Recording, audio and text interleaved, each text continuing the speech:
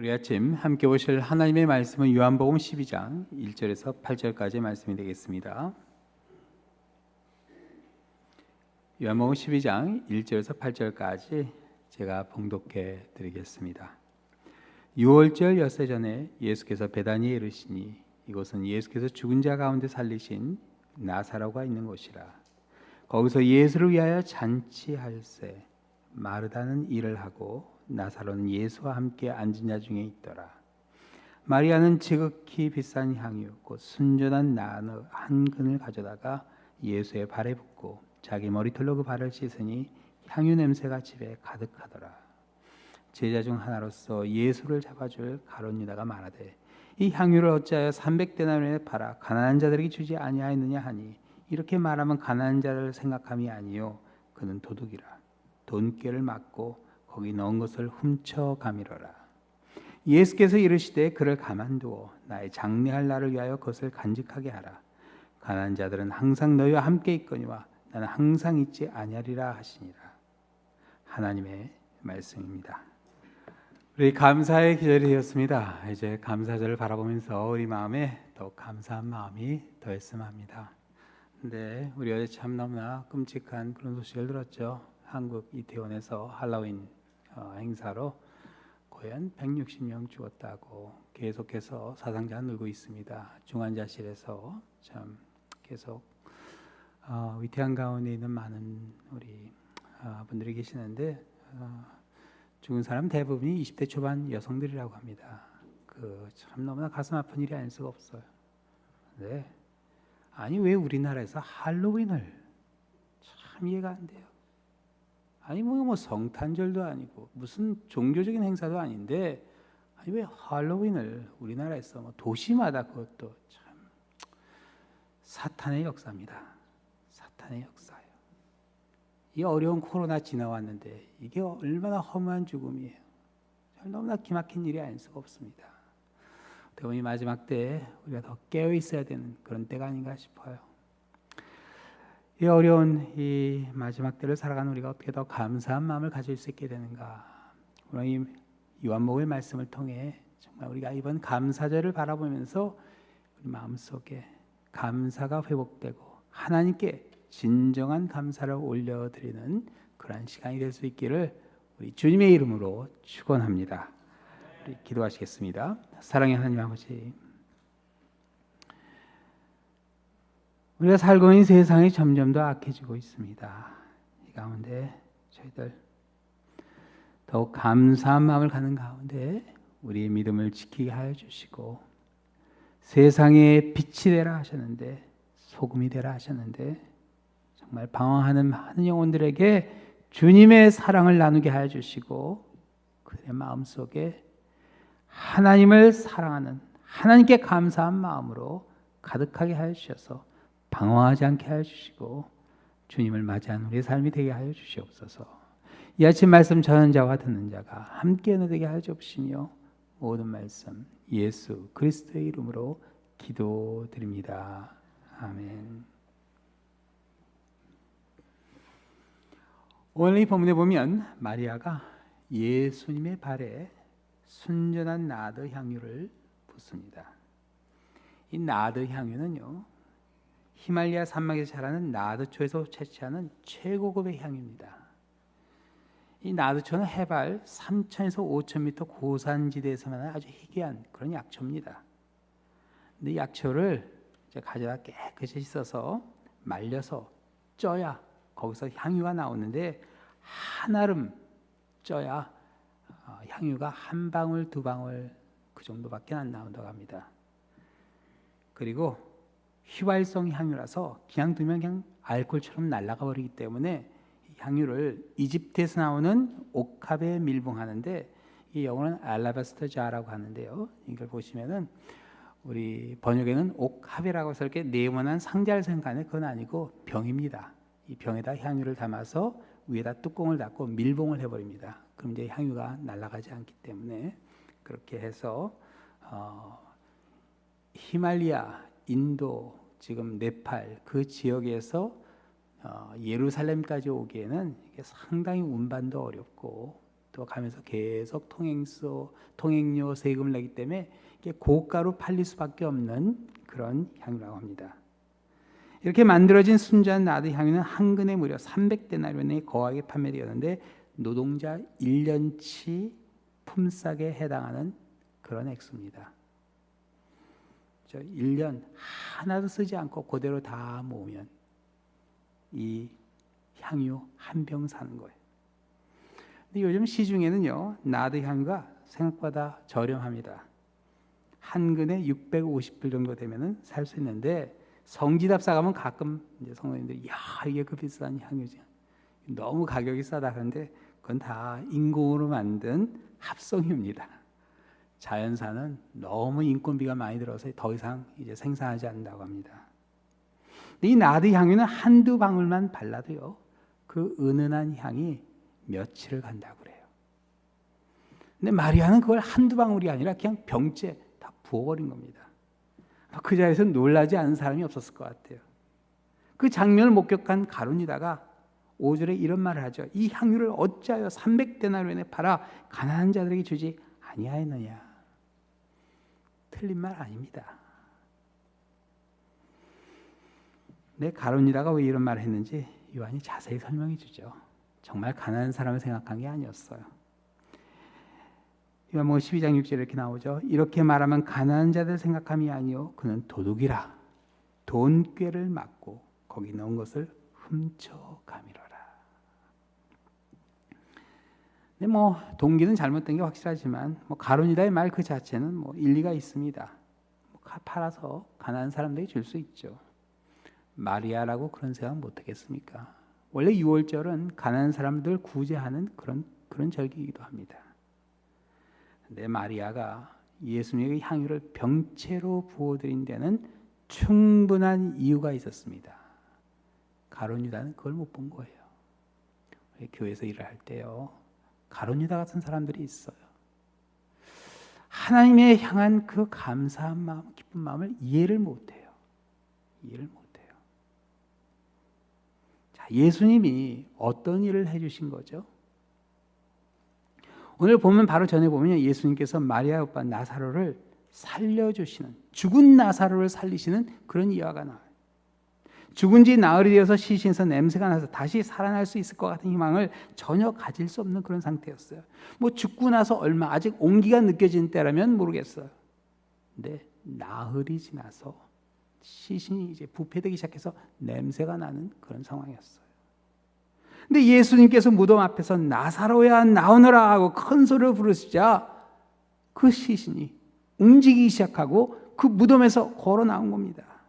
놀라운 적이었어요. 여러분, 죽은 사람이 돌아왔는데 감사하지 않을 수가 없겠어요. 마리아는 오빠가 살아있다는 사실이 얼마나 감사한 일인지 사실 잘 모르고 지냈을지 몰라요. 사람이 다 그렇잖아요.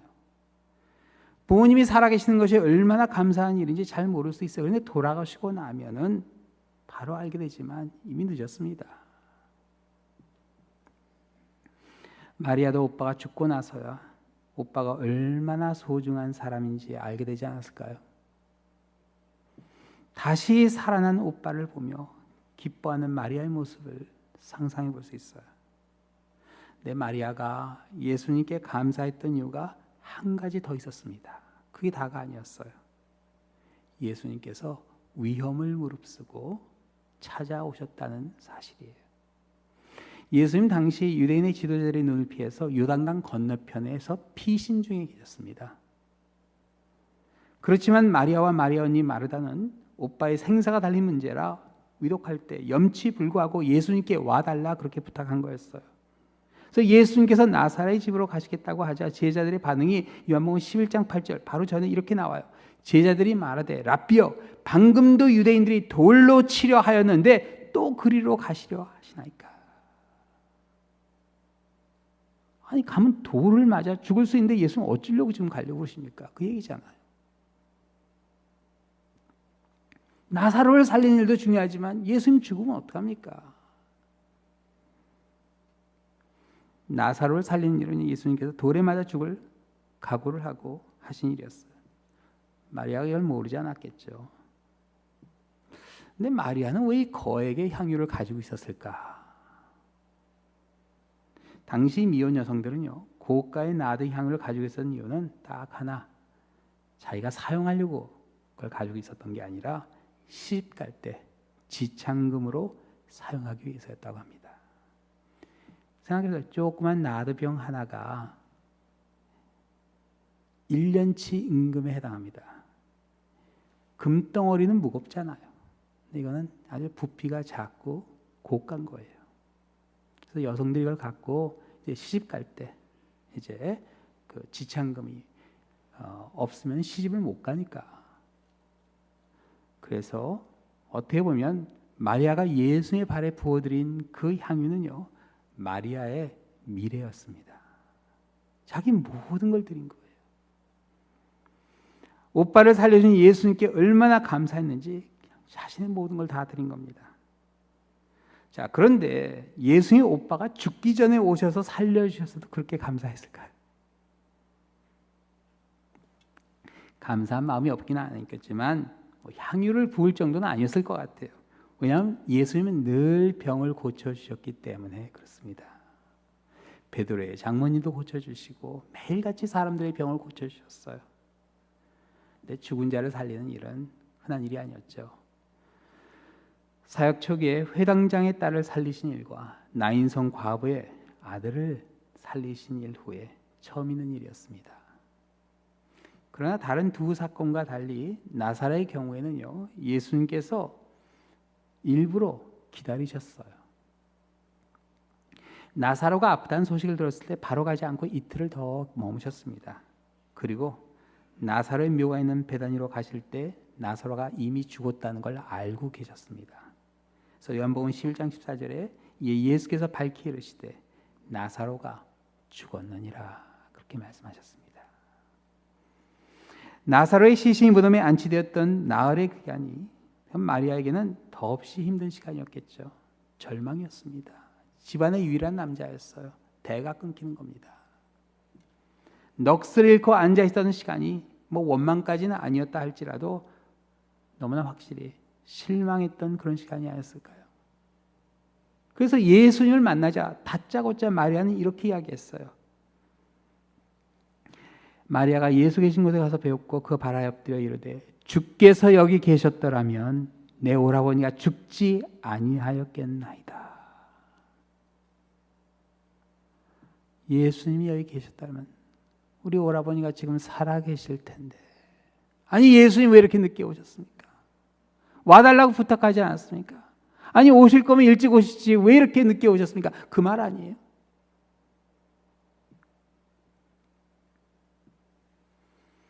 예수님이 바로 오지 않으셨던 그 이유가 요한복음 11장 15절에 이렇게 나옵니다. 내가 거기 있지 아니한 것을 너희를 위하여 기뻐하노니 이는 너희로 믿게 하려 함이라. 그러나 그에게로 가자 하시니. 예수님께서는 나사로의 죽음을 통해 제자들에게 부활의 소망을 믿게 해주고자 했습니다.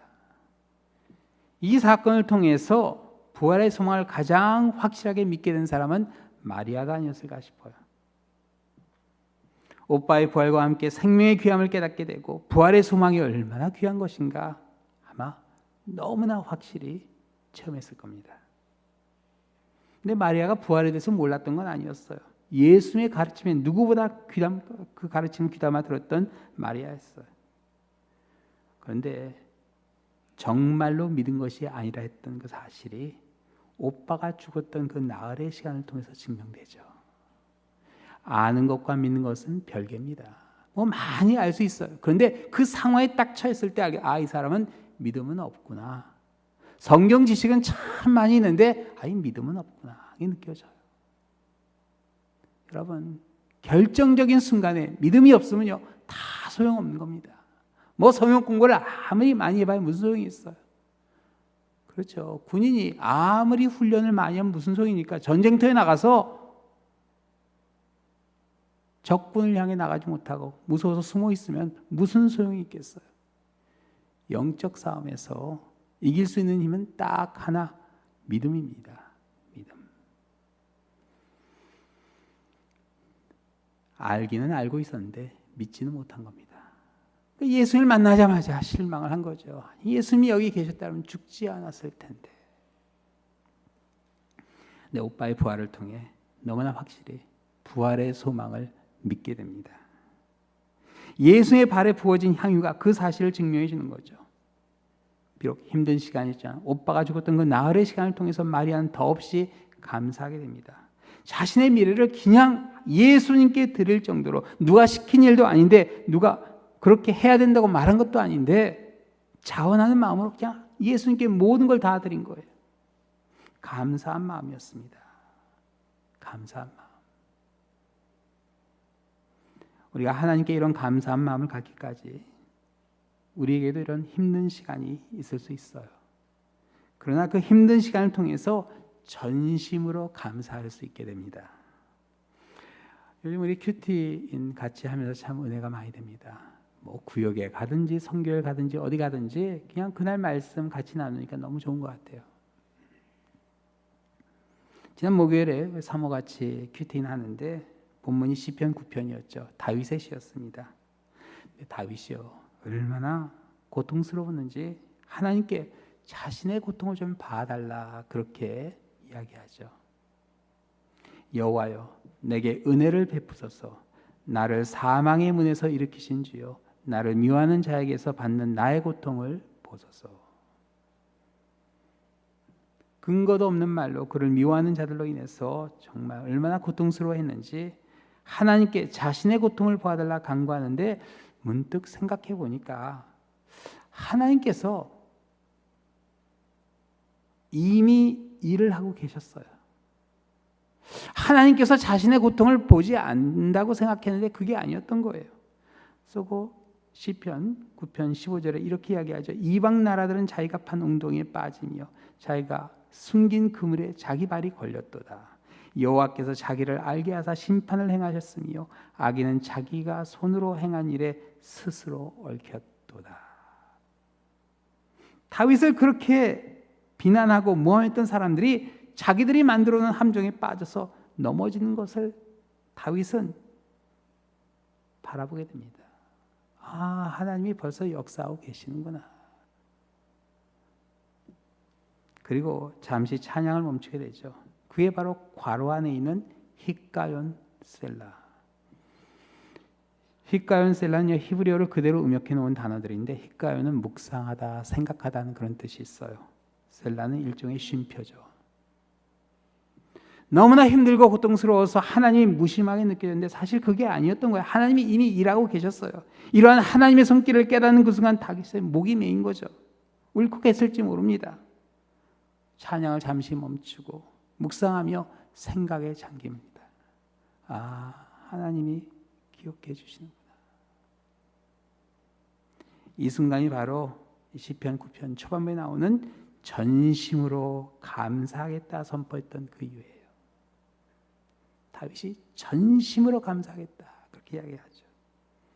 하나님께 전심으로 감사했던 다윗도 향유를 부는 결단을 합니다. 역대상 29장에 보면요, 다윗은 죽기 전에 솔로몬에게 왕위를 물려주는 기사가 나옵니다. 왕이 죽기 전에 왕위를 물려주는 일은 아주 드문 일입니다.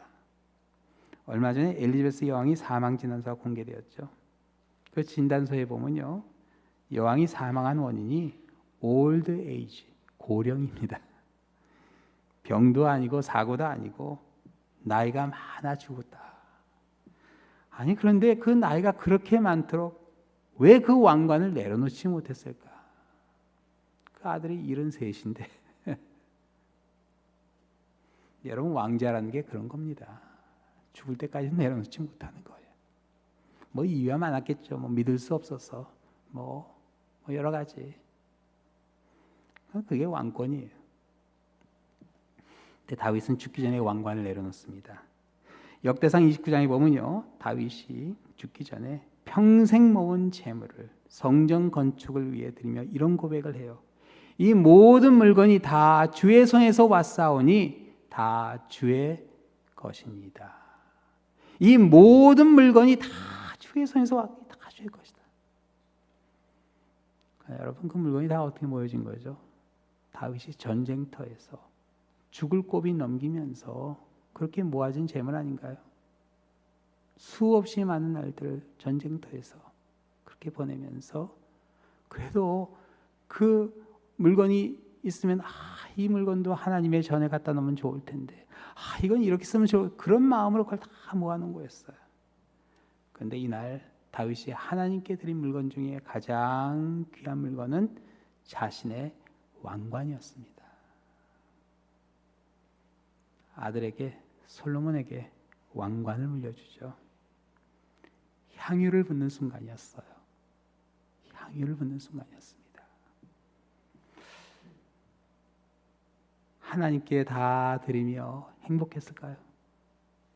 여러분, 행복한 순간입니다.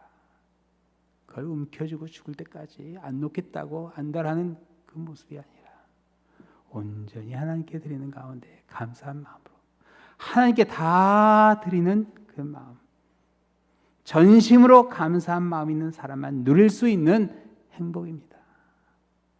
저는 여러분이 이런 행복을 꼭 누렸으면 해요. 근데 참 놀라운 것은요, 하나님께서 이런 사람을 들어 사용하십니다. 뭐 세상을 개혁을 하겠다, 바꾸겠다, 그런 사람 안 써요. 정의의 투사들 아니에요. 하나님은요, 어떤 사람을 쓰냐? 시편 50편 23절에요. 감사로 제사를 드리는 자가 나를 영화롭게 하나니. 금은 보화를 바친 사람, 목숨을 바친 사람 아닙니다. 감사로 제사를 드린 자가 나를 영화롭게 한다. 그렇게 말씀하셨어요. 감사한 자가 하나님을 영화롭게 합니다. 그리고 감사하는 자만이 진정으로 모든 것을 다 드릴 수 있는 사람이기도 합니다.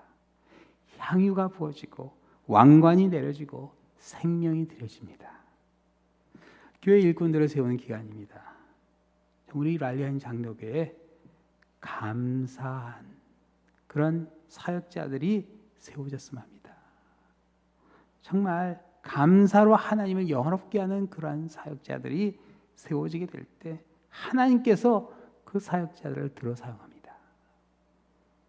감사한 마음으로 하나님의 영원롭게 하는 그런 아름다운 모습이 이제 감사절을 맞이하는 가운데 우리 가운데 있는 그런 마음이 있어요. 하박국서 3장에 보면요, 하박국 선지자는 원래 하나님께 불평을 했던 사람이었어요. 근데 어느 한순간 그 마음이 감사로 채워지게 됐죠. 비록 무화과 나무가 무성하지 못하며 포도나무에 열매가 없으며 감람나무에 소출이 없으며 밭에 먹을 것이 없으며 우리의 양이 없으며 외양간에 소가 없을지라도 나는 여호와로 말미암아 즐거워하며 나의 구원의 하나님으로 말미암아 기뻐하리로다. 감사했던 하박국 선지자의 이 찬양이 이제 감사절을 바라보시는 여러분과 함께 하시기를, 그 가운데 하나님께서 여러분을 또한 들어 사용하시는 놀라운 역사가 일어나게 되기를 우리 주님의 이름으로 축원합니다. 기도하시겠습니다. 사랑의 하나님 아버지, 저희들 전심으로 감사할 수 있는 그런 시간이 되게 하여 주시옵소서. 비록 힘들고 어려운 시간이 있었다 할지라도 그 시간을 통해 확인해 주신 하나님의 사랑, 하나님의 은총, 하나님의 손길을 기억하게 하여 주시고 전심으로 감사했던 다윗과 같이 예수님의 발에 향유를 부었던 마리아와 같이 감사한 마음으로 주님 앞에 나오는 우리 한 분 한 분 될 수 있도록 아버지께서 역사하여 주시고 인도하여 주시옵소서. 모든 말씀 예수 그리스도의 이름으로 기도드립니다. 아멘.